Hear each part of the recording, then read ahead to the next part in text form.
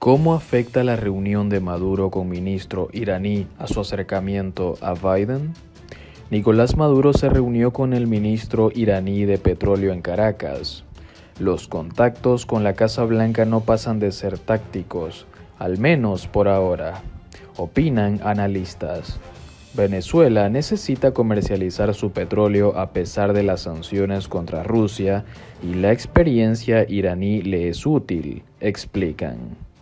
La reunión de Maduro con el ministro iraní de Petróleo es un movimiento natural a la alianza de sus gobiernos, mientras Caracas realiza apenas contactos tácticos para resucitar sus relaciones con Washington y procura nuevas maneras de cobrar sus exportaciones petroleras tras las sanciones internacionales a la banca rusa.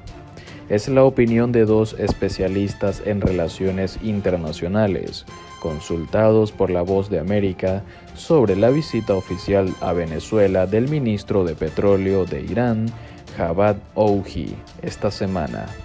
Un comunicado del Ministerio de Petróleo del gobierno de Maduro indicó que Oughi viajó a Caracas para continuar profundizando los mecanismos de cooperación bilateral y seguir construyendo rutas y mecanismos para superar las medidas coercitivas unilaterales de Estados Unidos, como el chavismo llama las sanciones económicas impuestas desde 2017 por Washington.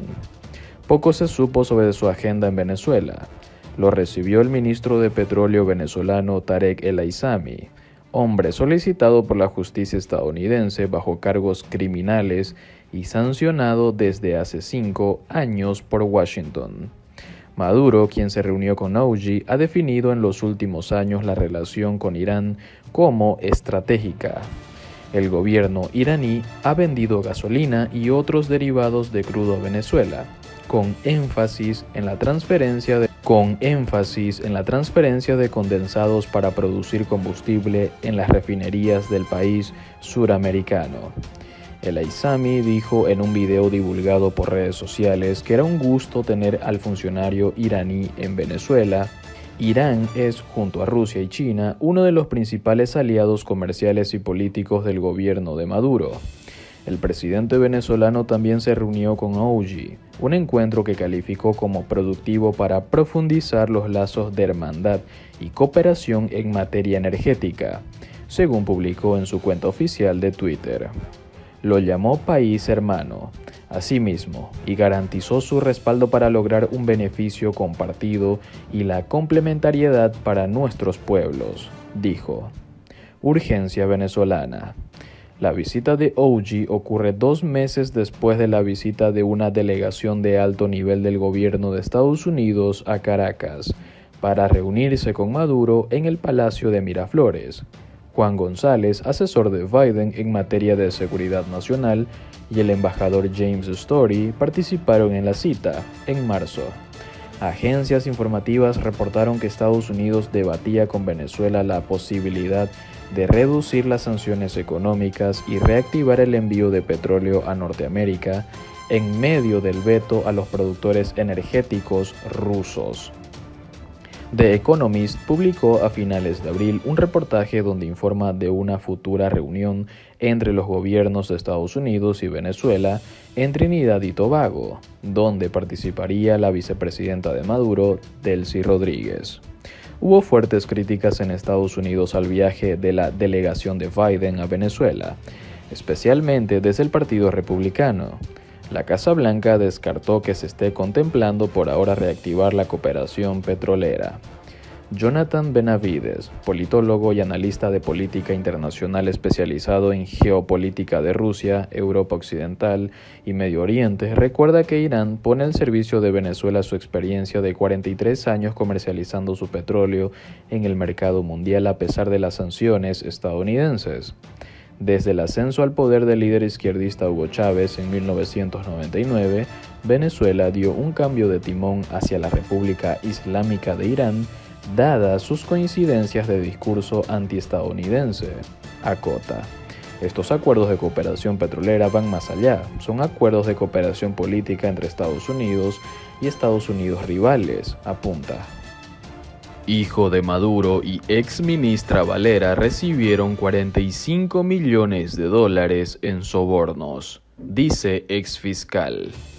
El hijo del gobernante venezolano Nicolás Maduro y su ex ministra de Prisiones, Iris Varela, recibieron un soborno de 45 millones de dólares a cambio de un contrato para la construcción de un nuevo centro penitenciario, reiteró la ex fiscal general del régimen socialista de Caracas, Luisa Ortega Díaz. En declaraciones brindadas desde España al diario venezolano, la exfuncionaria chavista dijo que los hechos fueron descubiertos durante una pesquisa realizada cuando ella aún ocupaba el cargo en Caracas, y que su decisión de investigar la corrupción dentro del chavismo es la razón por la cual ahora personas ligadas al régimen están tratando de crearle problemas legales fuera de Venezuela. Está ocurriendo que la Fiscalía 127 local de Bogotá pretende iniciar una investigación en mi contra, supuestamente por haber calumniado a una persona de nombre Ricardo Morón. Esta persona es propietaria de una empresa que se llama Constructora Cresmo. Me denuncia por haber dicho que esa empresa fue la que Iris Varela designó a dedo para que construyera un centro penitenciario, y le dieron 45 millones de dólares a Iris Varela para esa obra. Me denunció en Colombia porque yo supuestamente informé a los venezolanos y al mundo que los propietarios de esa empresa, Iris Varela y el hijo de Nicolás Maduro, estaban siendo investigados por el Ministerio Público venezolano a mi cargo, agregó. Morón fue sancionado en julio del 2020 por el Departamento del Tesoro de Estados Unidos, al igual que su hermano Santiago, por hacer negocios en nombre del régimen venezolano y brindar respaldo al hijo del gobernante, Nicolás Maduro Guerra, quien había sido sancionado previamente. Maduro Guerra, quien actualmente se desempeña como diputado del chavismo, y los dos hermanos Morón también son figuras centrales en las ventas de oro extraído ilegalmente en Venezuela y despachado desde el Banco Central de Venezuela, según funcionarios del Tesoro. Ortega, quien actualmente solicita asilo político en España, dijo en la entrevista con El Nacional que la obra nunca fue construida en Venezuela y el dinero otorgado para su desarrollo nunca fue devuelto. La investigación fue abierta en el 2016, pero fue abandonada después que ella se viera forzada a salir abruptamente del cargo y abandonar el país en el 2017.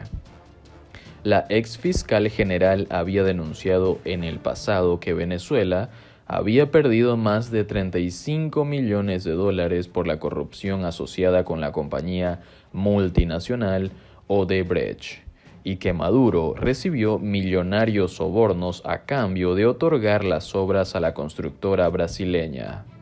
Pero la exfuncionaria también ha sido señalada por corrupción en Estados Unidos, siendo implicada en un importante caso de corrupción llevado por la fiscal federal del sur de Florida, en la que un ex contratista petrolero es acusado de usar bancos del sur de Florida para canalizar sobornos destinados a ella a cambio de congelar cargos penales presentados contra sus empresas en Venezuela.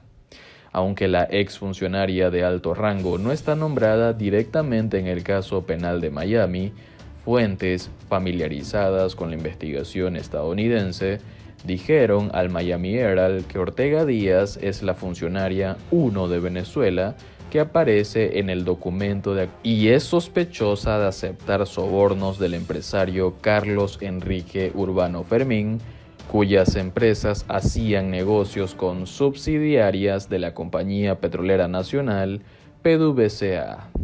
El gran debate. Urbano Fermín está acusado de participar en una conspiración de lavado de dinero en la Corte Federal de Miami y de utilizar a un abogado intermediario cercano a Ortega para pagarle un soborno por un total de $100,000 a través de bancos estadounidenses en 2017. Ortega Díaz, entretanto, ha rechazado categóricamente las acusaciones de que aceptó sobornos, señalando que el régimen de Maduro está manipulando a la justicia estadounidense a través de una presunta operación de descrédito en su contra emprendida por el actual fiscal general de Maduro, Tarek William Saab, quien estaría extorsionando a Urbano Fermín para obligarlo a testificar en contra de Ortega, bajo amenaza de hacerle daño a su hermano, advirtió. La información que yo tengo es que Saab mandó a Carlos Enrique Urbano a Estados Unidos a levantar un cuento contra mí, presionando porque tienen al hermano preso, porque lo pueden matar y lo pueden torturar, dijo Ortega en una entrevista telefónica con el Nuevo Herald en abril del 2020.